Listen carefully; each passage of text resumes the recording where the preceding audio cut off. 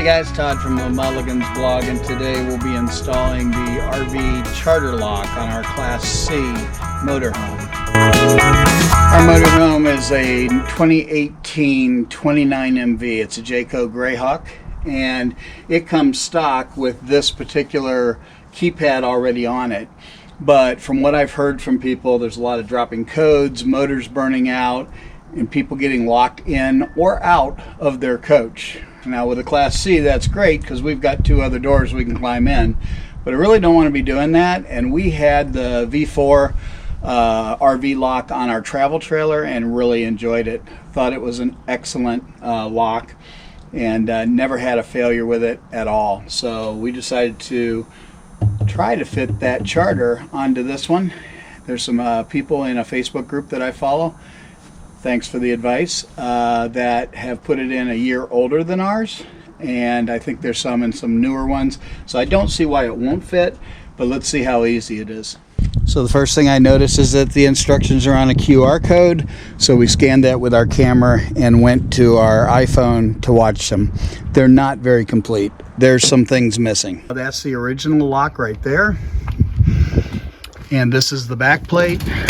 So what we're going to do first is we're going to remove the back plate screws, take the back plate off, and then we're going to remove this screw, and then pull this lock out. So we'll take care of that right now and show you what it looks like when we're done. So we have the lock removed, and we have a lot of residual from 2018 dirt on here, so we're going to clean that up real quick. But that is all removed. Everything looks good on the inside, and my measurements all match from what key RVLock says I should have in here. So let's clean that up, and then we'll get started on the install. So we're running over to Ace Hardware to pick up a hex tool because I need to make an adjustment on the door, and I've got every tool with me except for the hex wrenches that I need. So we're just going to run over here. It's about a block away from the storage yard and a lot closer than home, and I probably need a set of these in the camper anyhow with me. So this is what it looks like on the outside. You can see I still got a little bit of removal to do here. I did my best with what I had here, which was some black streak remover, but it doesn't look that bad for being on there since 2018. But as you can see, it works very nice. Hex screws I had to actually turn these so that they aligned better into here. And if you're having a hard time shutting your door, you can adjust those on your current lock too. My old lock was very, very hard. In fact, I had to pull the hatch up to get it to shut. So now it's just as easy as this, and it shuts nice and tall. And then I just hit the lock button,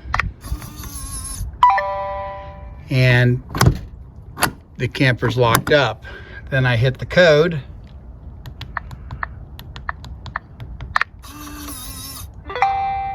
unlocked, and it's nice and open.